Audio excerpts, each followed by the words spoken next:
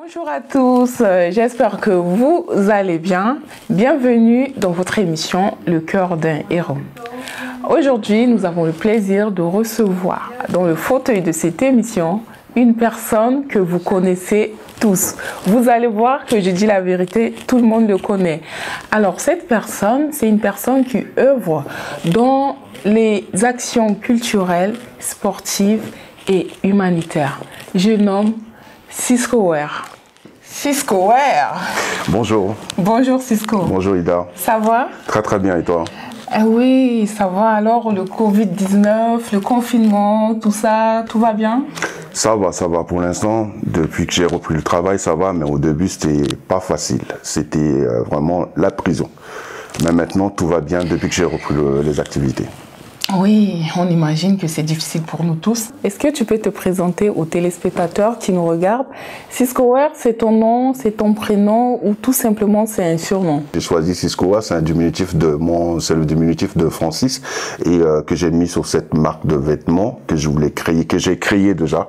Et cette marque de vêtements est devenue marque de fabrique aujourd'hui grâce à l'entreprise que j'ai mise en place.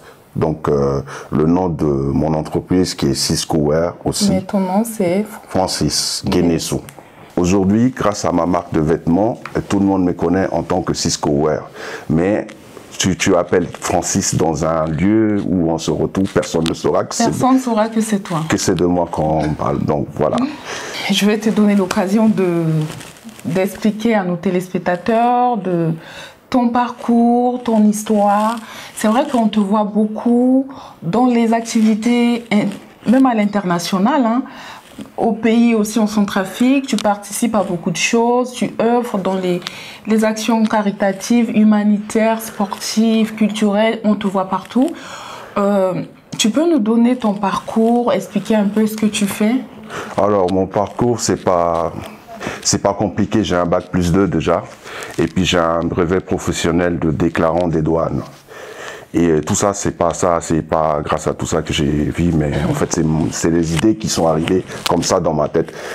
Tout d'abord, j'ai commencé à créer ma marque, mais je les utilisais sur des papiers. En fait, je faisais des croquis sur des papiers, puis je mettais de côté, il n'y avait pas le budget pour pouvoir le faire. Du coup, je me suis dit, il fallait que je travaille déjà Ta marque que tu as créée, c'était quelque chose que tu voulais faire étant enfant ou tu as eu l'inspiration en étant déjà adulte? En étant adulte en France, quand je suis arrivé en France, que j'ai eu l'idée de le faire. Donc voilà, mais vu qu'il n'y avait pas le budget, il fallait que je travaille pour pouvoir démarrer tout ça. Et j'ai passé un concours à la ville de Paris où j'ai été admis. Et après cela, j'ai commencé à monter mon entreprise. Ton entreprise, oui. Pour pouvoir le créer. Deux fois, je tournais dans les centres commerciaux pour voir les gens, parce que dans les centres commerciaux, on a des imprimeurs qui installent leurs machines. Tu viens faire un mug, une tasse en gros, un t-shirt, il faut 25 €, 30 €. J'ai dit, bon, hop. Le peu d'argent que je gagne, je vais mettre dans les machines. Donc j'ai acheté des machines. Quand je voyageais, je traînais toute la journée le temps parce que les gens à l'étranger, ils vont au travail. Moi, je tourne dans les malls, les centres commerciaux pour pouvoir voir tout ce qui se passe parce que tout se trouve dans les malls, que ce soit aux États-Unis ou en Chine, en Inde, peu importe, tout se trouve là-bas. Donc j'ai voyé tout ça et puis ça m'a amené beaucoup d'idées pour pouvoir créer Mhm. mes propres productions ici en France. Et donc aujourd'hui, tu as créé ta marque et tu fais quoi de cette marque? Est-ce que cette marque, c'est une marque de fabrication de textiles ou c'est une marque de... Enfin, tu peux nous expliquer un peu, ça consiste à quoi, la marque Cisco Wear? Alors, merci beaucoup. Au début, cette marque, c'était une marque textile pour vendre. Mais au final, c'est devenu une marque de fabrique parce qu'en fait, juste derrière, j'ai monté une entreprise et que j'utilise le nom Cisco Wear pour pouvoir créer soit les marques de vêtements de tout le monde ou faire des impressions pour les particuliers, les associations, les entreprises, les clubs sportifs et tout. Du coup, j'ai pas beaucoup de temps pour me consacrer à ma propre marque et ce nom Cisco Wear s'est transformé au nom de société en fait. Donc du coup, je fais quand même la marque Cisco Wear qui est là, mais j'ai pas beaucoup de temps pour pouvoir les mettre dans les magasins comme prévu. D'accord. Et tu fais que ça comme activité en France ou tu as d'autres activités à côté de la marque que tu as créée? Alors, les activités, c'est quoi? Moi, je suis déjà un employé municipal à la ville de Paris. Et j'ai mon entreprise de Cisco Wear. Je travaille avec beaucoup d'associations, les clubs sportifs. Je suis le président de l'association sportive Beoko déjà. Oui. Donc voilà, c'est tout ce que je fais. Tu as fait une formation? J'ai fait plusieurs formations. De infographiste? Infographiste et puis des différents machines parce que on a plusieurs machines dans les impressions textiles. Chaque machine a son logiciel. Donc j'ai dû apprendre beaucoup de logiciels pour pouvoir en faire. J'ai fait une formation avec une société allemande d'impression textile. J'ai fait avec une société française d'impression textile et des ventes de supports textiles aussi à Cergy-Pontoise et plusieurs formations que j'ai dû faire à l'étranger. Dis-nous un peu, est-ce que tu as une vie familiale, privée? Parce que c'est vrai qu'on te voit beaucoup dans quasiment tous les événements qu'organise la communauté centrafricaine en France et même à l'international. Oui. On te voit quasiment dans tous ces événements. Dis-nous comment tu fais, si tu as une vie privée familiale, comment tu fais pour gérer ta vie familiale et tes engagements envers tout ce que tu fais? J'arrive à gérer. Comme vous voyez, j'arrive à gérer. J'ai une vie familiale, j'ai des enfants, j'ai une femme aussi, mais j'arrive à gérer tout ce que vous me demandez. Et donc, parmi tout ce que tu fais, dis-nous aujourd'hui, est-ce que tu as des projets à court, moyen ou long terme pour la Centrafrique?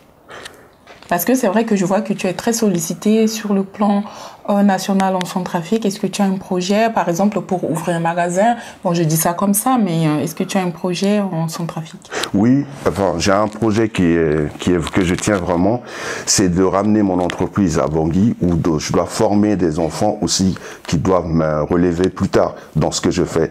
Donc les machines que j'ai, je vais créer un centre de formation pour les jeunes qui vont utiliser ces mêmes machines, que j'en ai beaucoup déjà ici, et ça leur permettra d'apprendre un peu dans la création textile, les designs, le graphisme et tout ça. Et j'ai aussi un grand projet où j'ai une ferme de 8 hectares sur la route de Boali, que je dois mettre beaucoup de choses en place là-dedans, mais pour l'instant ça reste un petit secret que vous allez découvrir plus tard. Ah, c'est intéressant. Ok. Bon, nous arrivons à la fin de notre émission. Est-ce que tu as un conseil, vu que cette émission a été créée afin que nos téléspectateurs puissent s'inspirer de l'histoire de nos héros qui viennent ici tout le temps ou à chaque fois. Si tu as un conseil à donner aux jeunes ou tout simplement aux personnes qui nous regardent, qui ont envie de se lancer dans de l'entrepreneuriat et qui hésitent à le faire, ça sera quoi? Quelles étaient les difficultés que tu as pu rencontrer ou quels conseils tu peux donner aux gens qui ont envie de se lancer aujourd'hui? Alors, le conseil que j'ai, c'est quoi? C'est en fait de dire à tous les jeunes aujourd'hui, déjà, c'est les études en premier. Et je sais que chaque personne a des rêves, mais il faut croire en ses rêves. J'ai galéré dans ma vie. Je vous ai dit au début, j'avais des problèmes financiers. Donc, j'avais pas d'argent. Je passais mon temps à faire des dessins sur des feuilles et les mettre de côté à chaque fois pour dire, bon, un jour, je finirai par créer ma marque de vêtements. Un jour, je finirai. Le peu d'argent que j'arrivais à avoir, je me rendais chez des graphistes ou des imprimeurs pour pouvoir imprimer des logos que j'ai préparés de côté. Seulement, à l'époque, c'était vraiment, ils prenaient pas les petites quantités où je demandais peut-être 10, 20 t-shirts pour imprimer et il fallait débourser, pour 20 t-shirts, il fallait débourser presque 250 à 300 euros à l'époque. Mais aujourd'hui, vous voyez, avec toutes les machines que j'ai, que ceux qui arrivent chez moi, qui viennent faire des t-shirts, il y a des gens qui commandent 20 t-shirts, mais ça peut être quoi, en gros, même pas 120 euros des 20 t-shirts, tout en sachant que c'est moi qui fournis les t-shirts. Donc je demande aux gens, je donne ce conseil à tous les petits frères et des gens qui veulent s'en sortir aussi, de croire en leurs rêves. Merci à toi, merci pour tout, merci pour ta présence, pour ta disponibilité, que tu aies pu te libérer aujourd'hui afin de venir t'asseoir dans ce fauteuil pour donner ton histoire aux personnes qui nous regardent. Plutôt merci à vous de m'avoir fait confiance et m'inviter sur le plateau aujourd'hui pour ce tournage. Je vous remercie infiniment et je remercie aussi les téléspectateurs qui vont partager au maximum. Merci. Merci. Mesdames et messieurs, je vous dis merci, un grand merci pour votre disponibilité et pour votre fidélité. Notre émission d'aujourd'hui est terminée. Je vous donne rendez-vous très bientôt pour un prochain numéro. En attendant, prenez soin de vous. À bientôt.